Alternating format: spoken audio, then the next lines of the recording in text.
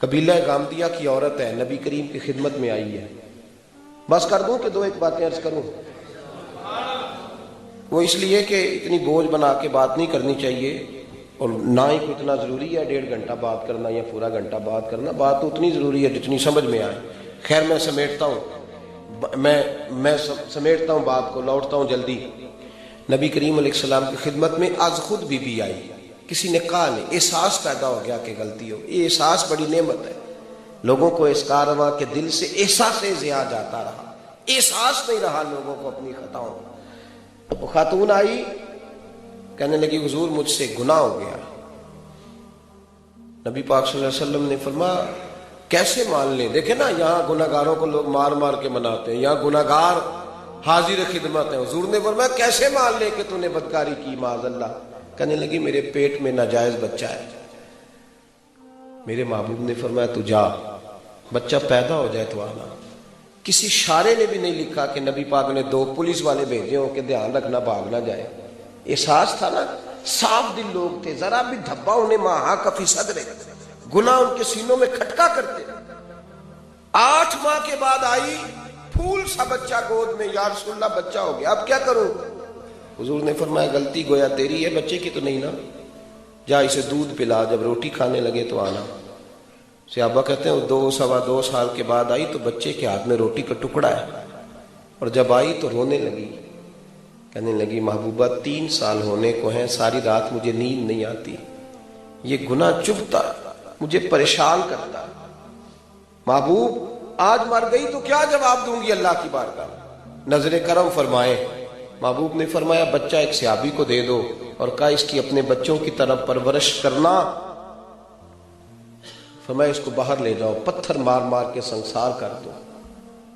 صحابہ کہتے ہیں پتھر مارے، بی بی مر گئی، انتقال ہو گیا. یہاں تک تو اس کا معاملہ. اب میرے محبوب نے وَيُزَكِّيكُمْ کی شان کے ساتھ جو اب اس کے لیے ارشاد فرمایا کمال ہو گئی. حضور نے 2 صحابیات کی ڈیوٹی لگائی. فرمایا اسے اٹھاؤ، غسل بھی دو، کفن بھی پہناؤ. صحابہ کہتے ہیں غسل کفن ہو گیا تو قربان جائیں. محبوب نے فرمایا صفیں سیدھی کرو، میں خود اس کا جنازہ پڑھاؤں گا، میں خود جنازہ پڑھاؤں گا. صحابہ کہنے لگے یا رسول اللہ اس کا جنازہ؟ معاذ اللہ، اس کا کاٹا نہیں میرے محبوب نے، معاشرے سے کاٹا نہیں ان لوگوں کو. نبی کریم علیہ السلام نے فرمایا تم نے گناہ دیکھا، اس کا احساس نہیں دیکھا، اس کی توبہ کا انداز نہیں دیکھا، اس کی تڑپ نہیں دیکھی، بارگاہ خدا رسول میں سرخرو ہونے کا اس کا جذبہ نہیں دیکھا. محبوب نے فرمایا اس نے اتنی اعلیٰ توبہ کی ہے کہ اگر ساری امت میں بانٹ دوں تو اللہ سب کی بخشش فرما دے گا. اپنے دائیں بائیں نظر کریں. نبی کریم صلی اللہ تعالی وسلم کی جو زندگی ہے نا، اس میں تو محبوب نے مکان بھی نہیں بنایا ڈھب سے. محبوب پاک صلی اللہ علیہ وسلم نے جو وقت گزارا ہے تو وہ لوگوں کے لیے گزارا ہے. میں اور آپ بڑا مست وقت گزار رہے ہیں، اپنی ذات سے شروع ہوتے ہیں اور اپنی ہی ذات پہ ختم ہو جاتے ہیں. تھوڑا باہر نکل کے سوچیں. ہمارے رسول کائنات کے رسول ہیں، مخلوق کے رسول ہیں. نبی کریم نے ہمیں بڑی سوچ والا بنایا ہے. بازو تیرا توحید کی قوت سے کبھی ہے، اسلام تیرا دیش ہے، تو مصطفی ہے.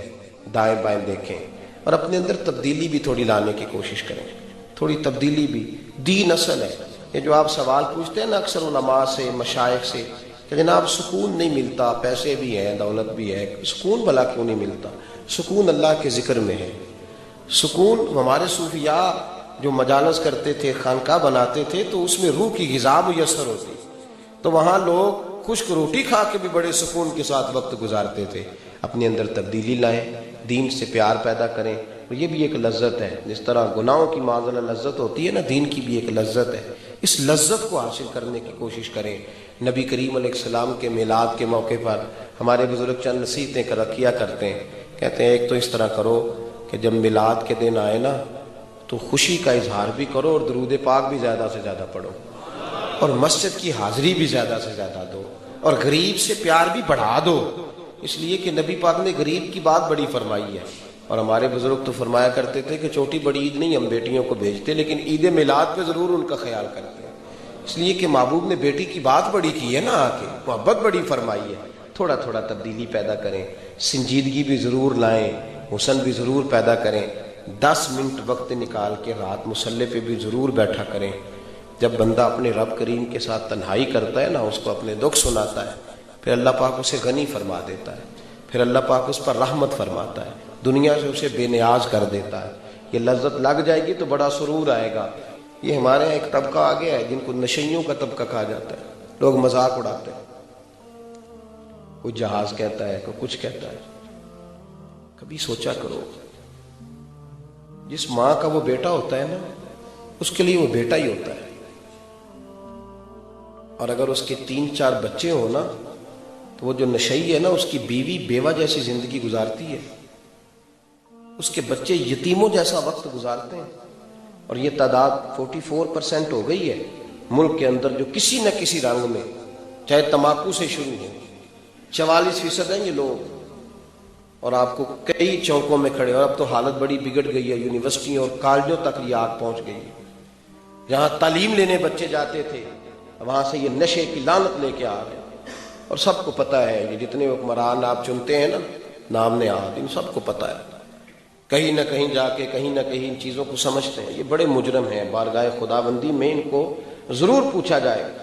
یہ جو نشئی طبقہ ہوتا ہے نا، میں لوٹ رہا تھا لاہور سے گجرانوالہ پہنچنے لگا تو بچہ کہنے لگا یہ ابھی میں بریک لگاؤں گا تو گر جائے گا، یہ نشئی کے. میں نے کہا یار تجھے نہیں پتا، یہ یہاں بھیک مانگ رہا ہے، اس کی ماں اس کے لیے رو رہی ہے، اور یہ لوگ کٹ جاتے ہیں، کسی نہ کسی نالی میں گر کے مر جاتے ہیں. میرے محبوب پاک علیہ السلام نے ان کے لیے بھی دستور دیا. نعیمان بن عبداللہ حضور کے صحابی تھے، ہنسایا کرتے تھے. غلطی کر لی، اول تو صحابہ سے خطا ہوتی نہیں، اگر ہوتی ہے تو اس لیے ہوتی ہے کہ ہمیں توبہ کے طریقے سمجھ میں آ جائے، حدود اللہ قائم کرنے کے ہمیں معاملات کا پتہ چل جائے، کیسے لوٹنا ہے، ان چیزوں سے شناسائی ہو جائے. غلطی ہو گئی، شراب پی بیٹھے، اور کوئی لینے نہیں گیا، انہیں لینے نہیں گیا، کسی نے دیکھا نہیں، شکایت نہیں لگائی، پرچہ نہیں ہوا، مقدمہ نہیں درج ہوا. غلطی ہوئی تو ضمیر نے جھنجھوڑا. پاک صاحب لوگ تھے نا، تو ذرا سا بھی دھبا لگتا تھا تو پریشان ہو جاتے تھے، دوڑے آئے، یا رسول اللہ غلطی ہو گئی ہے، شراب پی بیٹھا ہوں. میرے محبوب نے فرمایا اس کا منہ تو سونگو. صحابہ نے کہا حضور بو تو آ رہی ہے. نبی پاک نے فرمایا باہر لے جاؤ، ستون سے باندھ کے 80 کوڑے مارو. صحابہ کہتے ہیں ان کو باہر کوڑے لگ رہے ہیں، اور نبی پاک اندر بے چینی کے عالم میں ٹہل رہے ہیں، کبھی ادھر جاتے کبھی ادھر جاتے. یا رسول اللہ آپ اس کے لیے ایسا کر رہے ہیں؟ معاذ اللہ ثم معاذ اللہ. ایک صحابی نے کہا کہ حضور اس ملعون کے لیے ایسا کر رہے ہیں. محبوب نے فرمایا چپ کر جا، یہ گناہ نظر آیا، توبہ نظر نہیں آئی، خاموش ہو جا. غلطی ہوئی تو کیا ہوا، ایک دفعہ بھول گیا تو کیا ہوا. فرمایا وہ خدا سے بھی پیار کرتا ہے، محمد مصطفیٰ سے بھی محبت کرتا ہے، وہ پیار کرتا ہے اللہ رسول سے.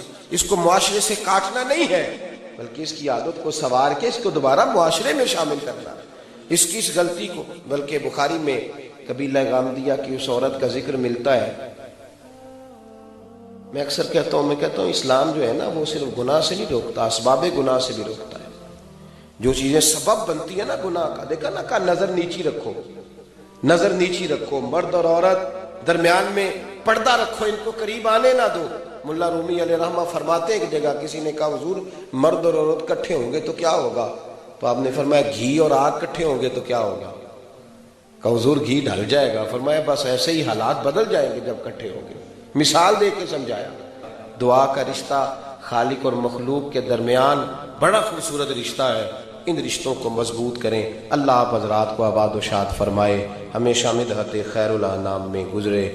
دعا ہے یہ عمر درود و سلام میں گزرے. آخر دعوانا